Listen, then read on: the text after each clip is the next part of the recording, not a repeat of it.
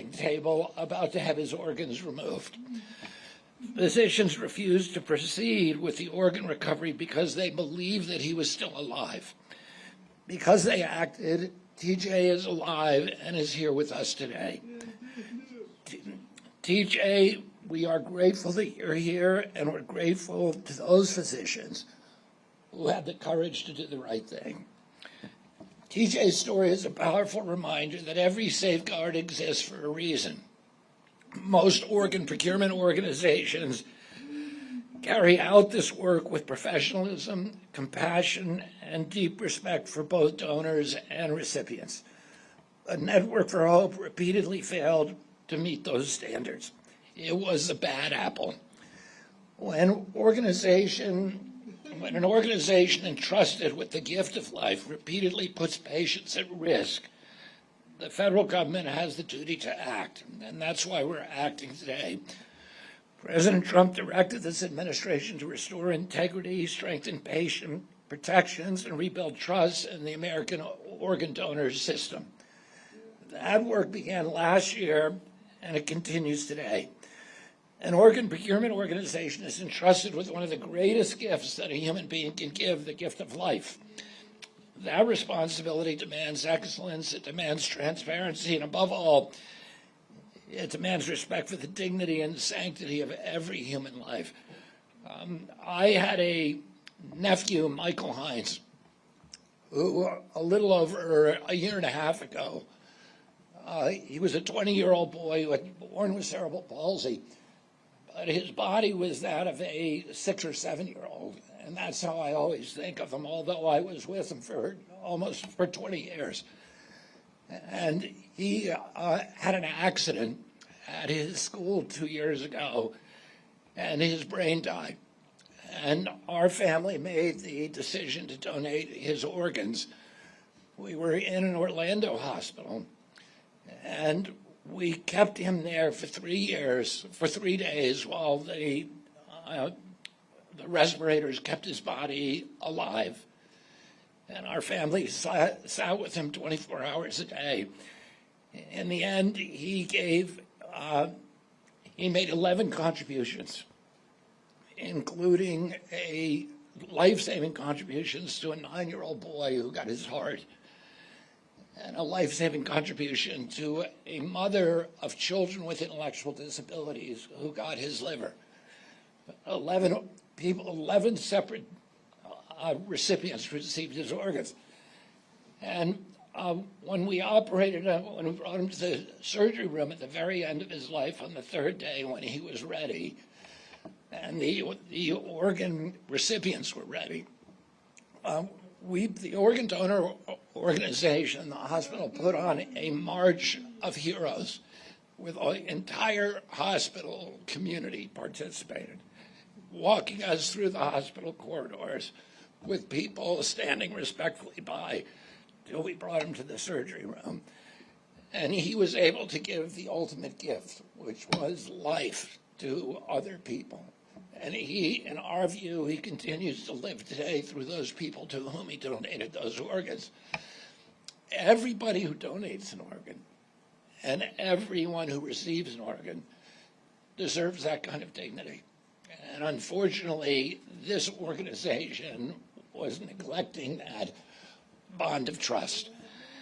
We owe that standard to every donor, we owe it to every family, and we owe it to every patient waiting for a chance to live. And thank you, and now I want to introduce our HRSA Administrator, Tom Engels.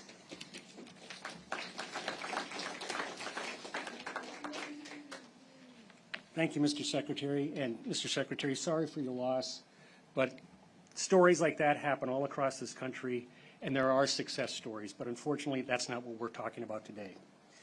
Good afternoon. I'm Tom Engels. I'm the Health Resources and Services Administrator.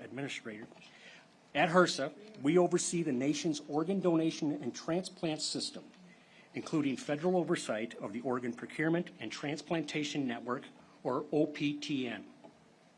Our responsibility is to provide strong federal oversight, promote accountability, protect patient safety, and hold organizations entrusted with organ procurement to high standards expect patient care, and donor families expect that care. Over the past year and a half, under President Trump's leadership and Secretary Kennedy's leadership, HRSA has led the most significant modernization of the OPTN since its creation in 1986.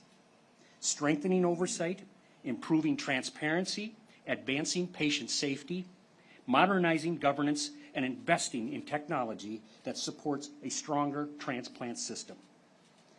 As the Secretary said, last year we had a record number of transplants in this system, in this country. That is a true thing to be celebrating. This reflects HRSA's broader responsibility to modernize the nation's organ donation and transplant system to ensure it operates safely, transparently, and with the accountability that the public has come to expect. Organ, eye, and tissue donation are extraordinary gifts. Our responsibility is to honor those gifts by maintaining a system that patients, donor families, and the public can trust. That's why, for over the past year, as the Secretary said, HRSA has worked diligently to address serious patient safety concerns involved with the Network of Hope. HRSA directed the OPTN to implement a comprehensive corrective action plan while independently analyzing operational data, coordinating with CMS, and assessing the implementation of required corrective actions. Throughout this process, our objective remained consistent: to support meaningful improvement while keeping patient safety at the center of every decision. Despite intensive oversight, ongoing monitor by the OPTN, and repeated opportunities for improvement, significant patient safety concerns remained. I want to emphasize, even though the action that the Secretary is announcing today, care will still be offered to the patients that are served by this organization. That will not stop. HRSA and CMS will continually closely monitoring the organization. Secretary Kennedy today delivered action. Actions are words. But he has stepped up and for once again has said, we will stop the bad actors. I want to thank you, Mr. Secretary, for your leadership and your continued support.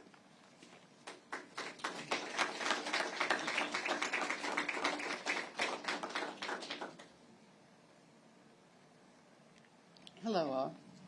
Senator Kennedy, Administrator Ingalls. I'm Donna Rohr, T.J. Hoover's sister. I was there. I saw what happened to my brother. They prepared to recover his organs while he was still alive. During that honor walk, his eyes were open. He was tracking me, and they told me it was just reflexes. Then during the heart cath, he was thrashing, crying, and grabbing the doctor's hands to stop him. Even after those signs, the organ procurement process continued until the physician refused to proceed. One of the organization's own coordinators called the home office after the doctor refused. She was told, "Find another surgeon or you'll lose your job because we're finishing this case." My brother almost died that day. That should never happen to anyone. Laws and standards were clearly violated. Those responsible must be held accountable. When they finally stopped and acknowledged TJ was still alive, they sent him home with me and said, "Make him comfortable. He will not last." Well, it's been 5 years and he's still here. I'm grateful every day for that, but he is not the same. He has nightmares. He struggles remembering things. And he asked me, "Sis, why did they want to kill me?" I don't have an answer for him. I'm just his sister. But I know what I saw. I had to quit my job to take care of him full time. We're barely scraping by.